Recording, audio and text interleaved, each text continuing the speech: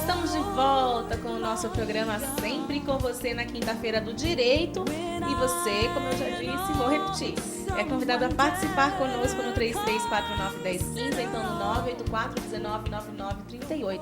Hoje estamos falando de direito trabalhista, né? Recebemos aqui o Dr. Henrique Porfírio, bem-vindo mais uma vez, né? Sempre bom agradecer, né, a presença de pessoas que se disponibilizam para vir aqui tirar as suas dúvidas. Doutor, vou começar com pergunta já, porque já chegou pergunta, tá bom? Olha só, é a Mariana que pergunta. Fiz um contrato de jovem aprendiz por 2 anos com uma empresa. Em 6 meses, me disseram que não precisavam mais do meu serviço. Deram baixa na minha carteira e não me pagaram a rescisão de quebra de contrato. Na época, eu estava com um atestado médico. Como agir? Olha, esse contrato dela é um contrato excepcional. O contrato de aprendiz, ele tem regras específicas, ele não se enquadra no contrato padrão de prazo indeterminado que eu havia te dito.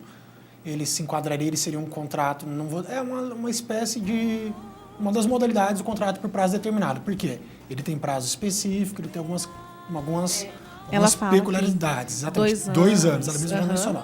Então, ele se enquadraria numa modalidade de contrato por prazo determinado. Nesse contrato, ele de fato não tem todos os direitos, vou dizer, quando dá ruptura, do que um contrato por prazo indeterminado. Mas ela disse que não recebeu... Disse assim, que com 6 meses disseram que não precisavam do serviço, deram baixa na carteira e não pagaram a rescisão na quebra de contrato. Então, porque eles teriam... E na época ela ainda estava de atestado. Então, primeiro, se a pessoa está de atestado, não poderia, e está antes do prazo previsto, deveria pegar essas verbas que são calculadas, tem um artigo que especifica isso, ele faz um cálculo, Antonelli, como se fosse do tempo restante que ela teria para cumprir desse contrato até completar os 2 anos, e paga-se a metade. Por exemplo, se faltasse 2 meses ou 14 meses, deveria ter indenizado, tem uma previsão específica de indenização. Pelo que eu entendi, é isso mesmo. Ela não recebeu a indenização que ela deveria ter recebido.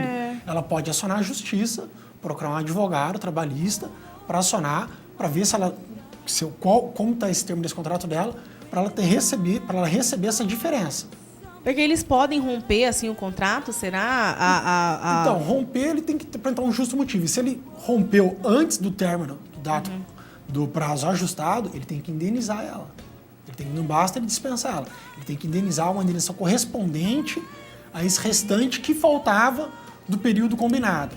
Entendeu? Se faltava 14 meses, tem uma forma, um cálculo para se apurar, como se fosse metade do que tivesse um cálculo para pagar o restante do tempo que ainda ela deveria cumprir nesse contrato. Porque parece assim que quando você faz um contrato desse, durante o tempo você não vai poder, porque consta, né, onde é feito o registro do aprendiz, consta que, não sei se eu estou enganada, mas consta que a pessoa não pode nesses 2 anos conseguir outro cargo de jovem aprendiz, né? Que, na verdade, ela estaria vinculada ali. É isso que eu ia falar, estaria vinculada. Depois que ela rescindir o contrato, ela pode sim firmar e celebrar esse contrato com qualquer outra empresa. Mas ela tem que procurar um advogado para ver o quanto ela recebeu, para calcular, para cobrar esse restante dessa indenização. Se ela diz que não recebeu a indenização pelo período que faltava pelo contrato, ela tem o direito de procurar um advogado para entrar na justiça para ver se foi pago corretamente ou não esse período que ela trabalhou, deixou de trabalhar porque a empresa rescindiu unilateralmente o contrato dela.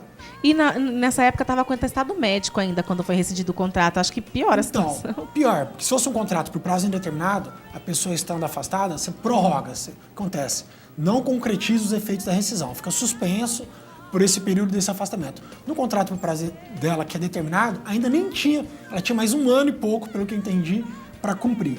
Então, ou seja, é mais um agravante que não poderia ter sido feita a rescisão dela. Além de estar atestado, ainda não tinha sequer cumprido o prazo. Então, eu te oriento a procurar um advogado. Se ainda não passou dos 2 anos, ela tem 2 anos para entrar com a ação. Se não passou desses 2 anos, procura um advogado, leva a documentação para a gente ver o cabimento dessa ação. Tem um período assim que jubila e que acaba, e que ele não pode mais recorrer? Tem um prazo prescricional. Isso. Da data da ruptura, a pessoa tem 2 anos para entrar com a ação. Esse é o prazo prescricional constitucional. Isso que eu ia falar, é como num caso que não é de jovem aprendiz, por exemplo, de um empregado mesmo, registrado na carteira de trabalho, ele também tem esse prazo, né, de 2 anos. O prazo prescricional é para todas as modalidades de contrato. Tá certo. Então, Mariana, corre atrás, viu? Para ver se dá tudo certinho para vocês. Sim, Mariana. Você tem coisa errada. Pelo que você está falando, teria que olhar sua documentação, mas parece que não foram corretos com você, não.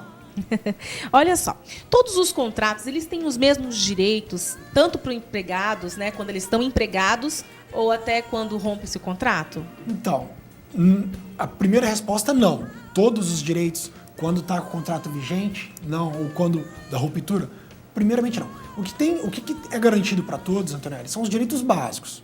Por exemplo, registro em carteira, FGTS, INSS, 13º, são direitos básicos. Esses direitos constitucionais, legais, são básicos. Agora, de acordo com a categoria, Antonelli, você tem categorias diferenciadas. Por exemplo, o jornalista tem uma jornada, quem trabalha em câmara frigorífica. Exatamente, tem diversos direitos que são de acordo com a categoria. Então, o que a gente pode dizer, por exemplo, nos contratos por prazo determinado e indeterminado, os direitos básicos são conferidos a ambos os contratos. Como eu disse, FGTS, INSS, horas extras, descanso semanal remunerado. Agora, alguns direitos específicos são de acordo com a categoria. E quando dá ruptura? Quando dá ruptura, os direitos também variam. Por quê? Nos contratos por prazo determinado, eles não dão direito ao empregado, por exemplo, quando dá rescisão, ao pagamento do aviso prévio e da multa de 40% da FGTS. Por quê? Porque esses direitos são, em tese, garantidos aos empregados que são dispensados a modalidade pelos contratos por prazo indeterminado, desde que não se enquadre, por exemplo, mesmo que seja por prazo indeterminado, uma dispensa por justa causa, a pessoa perde o direito à multa de 40%, não tem direito a aviso prévio, fica, na verdade, praticamente só com saldo de salário e as férias vencidas. Se o contrato for superior a 1 ano, tiver férias vencidas, recebe, porque nem mesmo proporcional. Então, varia sim, de acordo com a modalidade da ruptura, os direitos. Eu lembro que tinha uma outra pergunta sua, que eu acho que já me adiantei ela. Perde os direitos adquiridos? Perde. De acordo com a ruptura contratual, perde, que é esse exemplo que eu acabei de dar. A justa causa, por exemplo, quando o empregado sofre a justa causa, ele perde alguns direitos, dentre eles, como eu te disse, férias proporcionais, 13º proporcional, não tem direito a seguro-desemprego.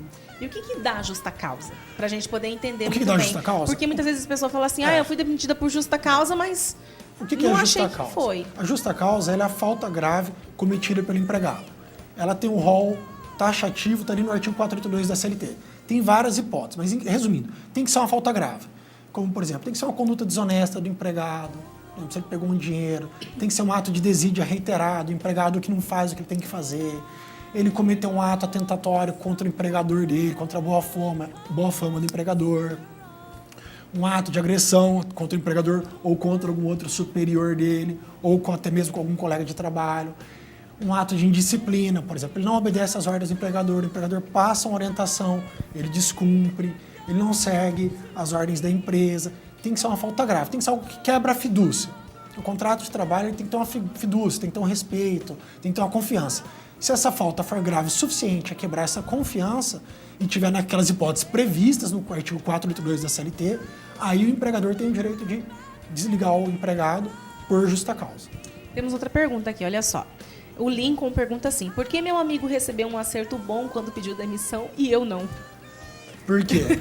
A questão é a seguinte, muita gente não entende. Eu trabalhei 10 anos na empresa e ganhei 4 mil e o meu colega trabalhou 2 anos e ganhou 5 mil. Por quê? Isso não interfere muito. Por quê? Porque as verbas rescisórias são calculadas de maneira proporcional. As férias proporcionais, o 13º, de acordo com a data que a pessoa está sendo desligada. E, por exemplo, se uma pessoa vai ser desligada e ela tem férias vencidas, ela recebe aquelas férias vencidas. Se o outro que está sendo desligado não tem férias vencidas, ele vai receber só férias proporcionais. Se você desliga um funcionário no final do ano, outubro, novembro, as férias proporcionais, o 13º, vai ser muito maior do que aquele que foi desligado em janeiro. Entendeu? Tudo isso tem que ser levado em consideração. A data da ruptura, o valor do salário da pessoa. E não é porque trabalhou muito tempo que vai ter direito a uma alta rescisão. Que ele pode ter direito a uma alta multa de 40% da FGTS, porque ele teve um vínculo muito longo. Mas em termos de férias e 13º, ele é calculado de forma proporcional de acordo com a data da ruptura. Essa questão aí desse tempo que tem esse aviso que tem que ser cumprido, né? Quando a empresa que decide, ela paga, né? Decide que a pessoa não vai cumprir o aviso prévio, ela paga, indeniza, né? E quando é o funcionário que decide que ele não pode cumprir o aviso? A empresa também pode descontar. O aviso prévio é um direito para ambas as partes. Do empregador exigir que o empregado cumpra e do empregado também, exigir do empregador que ele lhe dê esse direito de cumprir para receber. Então, é um direito de ambas as partes. Então, quando o empregador despede e não quer que o empregado cumpra, ele indeniza. O empregado, quando pede demissão, ele tem um direito, ele tem a obrigação de cumprir aviso prévio para o empregador. Se ele não quer cumprir, esse aviso prévio é descontado na rescisão. Tá certo. Temos outra pergunta aqui, já está chegando mais. A Luzia pergunta assim: fui mandada embora, mas quando fomos fazer o acerto, vimos que meu patrão não tinha pagado todos os encargos trabalhistas. E agora está uma confusão para eu receber o que me é devido. O que eu devo fazer? Deve procurar um advogado trabalhista. Qual é o nome da senhora? Luzia. Dona Luzia, você deve procurar um advogado trabalhista, levar a rescisão da senhora e todos os documentos que a senhora tiver, pega um extrato analítico do seu FGTS, um CNIS, que é o extrato do INSS, para a gente ver quais são os direitos que a empresa não recolheu durante esse contrato, fazermos os cálculos e entrar com a ação. Agora, a gente estava falando essa questão, né, dessa ruptura por justa causa, né? Sim. Tem também a sem justa causa, né? Sim. Tem várias outras. Eu queria falar de uma por uma, né? Você falou da justa causa, já adiantou o assunto. Sim. Agora, sobre a dispensa sem justa causa. O que é a dispensa sem justa causa, Antonielli? Ela é, como o próprio nome diz, uma dispensa sem justa causa. O empregador não tem um motivo. Ele, imotivadamente, seja porque não está precisando mais de funcionários, seja porque a empresa está passando por um momento difícil, por qualquer motivo que seja, imotivadamente, ele desliga. Ele não tem uma vinculação para esse ato. Ele tem esse direito de imotivadamente desligar seu funcionário. Esse é o conceito de dispensa sem justa causa. Mas aí, no caso, ele tem que pagar... Sim, a dispensa sem justa causa ela é a que mais garante verbas trabalhistas na rescisão para o empregado. Ele tem direito ao saldo de salário, aviso prévio, férias proporcionais, férias vencidas se houver, 13º proporcional, FGTS, a multa de 40%, seguro-desemprego, todas as garantias são conferidas ao empregado quando desligado sem justa causa. Você estava falando sobre essa questão de pagar as férias vencidas e tudo mais. Por isso que muitas empresas também demitem logo depois de mandar, de sair de férias, né? Porque acho que deve pagar, fica mais fácil do que pagar todo aquele acumulado depois. Sim, ao invés de pagar tudo de uma forma única, ela concede as férias, deixa trabalhar mais um pouco, uma forma de não pagar tudo de uma única vez. É importante a gente falar também que assim, o direito trabalhista ele não é só para o empregado, né? Mas também protege o empregador, né? Os direitos e as obrigações são para as partes. Como esse exemplo que eu acabei de te dar, aviso prévio. O aviso prévio, ele é um direito do empregador e do empregado. O empregado tem que cumprir o aviso prévio, o empregador também tem que conferir e pagar. Então, para você ver, é um direito e uma obrigação de ambos. Um de trabalhar e o outro de pagar caso não queira. E o outro que também o empregado não quiser cumprir, o empregador tem o direito de descontar. É um exemplo claro de direito e obrigação de ambas as partes. O empregado tem a obrigação de pagar salário. O empregador tem a obrigação, o empregador tem a obrigação de pagar o salário? Tem. Da mesma forma que o empregado tem a obrigação de cumprir seu trabalho de forma assídua, diligente, cumprindo os horários. Tá certo. Agora, um pedido de demissão. Pedido de demissão? A diferença do pedido de demissão para dispensa sem justa causa, Antônio, é o seguinte, que no pedido de demissão o empregado não tem direito à multa de 40% e não consegue habilitar junto ao seguro-desemprego. Essa é a diferença básica do pedido de demissão para dispensa sem justa causa. Ele não saca o seguro-desemprego e não tem direito a receber a multa de 40% do FGTS. É isso que eu ia te perguntar. Por exemplo, quando é demitido por justa causa, né? Ou então, por exemplo, faz um acordo com a empresa, não sei. Acordo não pode fazer. Assim, tá, mas foi demitido, por exemplo. Entendi. Aí, para liberar o FGTS, ele é liberado em todos os casos ou não? Tem caso que não é? O FGTS ele só é liberado para o empregado na dispensa sem justa causa. Ou na rescisão indireta, que é o que você crê que você vai perguntar, uma das outras modalidades da cultura. Mas antes, vou fazer outra pergunta que chegou. Diga. A Cleusa pergunta assim: tenho 4 anos de registro em uma creche e a minha carteira estava rasurada quando registrou. Agora entrei no INSS para fazer a aposentadoria e ele se negou pela rasura. Posso tirar outra carteira e transferir os dados de registro para ela? Olha, o certo era pegar uma declaração dessa empresa. Dessa creche. Então. Dessa empresa, colocando lá que o vínculo foi trabalhado, colocar o período certinho, fazer uma retificação. Ela não necessita necessariamente tirar uma nova carteira por isso. Ela pode fazer uma retificação, pegar uma declaração da empresa e apresentar lá no INSS para que o INSS aceite esse período trabalhado na creche, porque se nem a empresa não nega, não é uma rasura que vai retirar o direito dela desse tempo como tempo de serviço. Tá. Então, Cleusa, não precisa necessariamente... Não necessita, Cleusa, de você retirar uma nova carteira. basta você procurar a empresa e pedir para ela regularizar essa retificação na sua carteira. Até porque na aposentadoria, já perto de aposentar, tem que tirar uma Sim, nova carteira mas de trabalho. Muita gente deixa de tirar a carteira por causa de problemas de anotação ou falta. A rasura é bem complicado também, né? Mas a rasura é passível de correção, desde que a empresa esteja disposta a corrigir o erro, ela vai lá e retifica. Agora, uma rescisão indireta, justa causa do empregador. Então, como a gente já tinha dito, o empregador pode dispensar o empregado por justa causa quando ele comete a falta grave. A lei também permite que o empregado atribua a ruptura contratual por culpa grave do empregador, que também tem uma hipótese, assim como a justa causa do empregado está no artigo 482, a do empregador está no 483 da CLT, que, por exemplo, o empregador exigir serviço superior à força do empregado. Por exemplo, você contrata um empregado para ser motorista, você coloca ele para carregar caixas pesadíssimas. Exigir Cúmulo serviço... de função. O cúmulo de função é serviço superior, mas tem que ser algo rigor excessivo. Aquele empregador que trata o empregado de forma truculenta, desrespeitosa. É o empregador que, por exemplo, colocar o empregado no trabalho dele um manifesto de contrair doença, com água contaminada, produtos químicos, risco de vida. O empregador que não cumpre com as obrigações contratuais, por exemplo, atraso reiterado, ausência de pagamento de salário. Tem diversas modalidades. O empregador também quer tentar agredir, atentar contra a integridade física do empregado. Tudo isso permite que o empregado atribua a justa causa do contrato ao empregador. Dentre outras hipóteses. Por exemplo, até a mesma questão da assédio moral. Sim, também é um tratamento, um abuso no tratamento do empregador. Isso permite sim, se o empregado vier cometendo assédio moral, o empregador vier cometendo assédio moral e aquilo se tornar insustentável, o empregado pode entrar com a rescisão indireta por esse motivo. Tá certo. E a culpa recíproca? Culpa recíproca, eu tenho 9 anos de advocacia quase, eu nunca vi um caso de culpa recíproca. Mas o que ela é? Ela é a ruptura contratual por uma justa causa cometida pelo empregador e outra cometida pelo empregado, simultaneamente. É como se o empregado tivesse cometido uma falta grave e o empregador também. Qual que é a consequência? As verbas rescisórias, nesse caso, são divididas pela metade. Como se fosse dispensas em justa causa, pela metade. E outra questão, uma peculiaridade da culpa recíproca, ela só pode ser reconhecida judicialmente.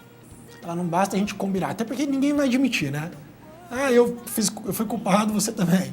Jamais empregado e empregador... Você falou, não tem acordo, então. Então, jamais empregado e empregador vão chegar nesse consenso. Eu, pelo menos, nunca vi isso na prática.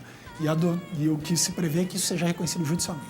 Vou dar uma pausa aqui na nossa conversa. Eu vou falar, posso chamar previsão? Olha, eu vou chamar previsão, não. Vou dar a nossa dica de hoje. Todo dia a gente tem uma dica para quem está em casa acompanhando o nosso programa.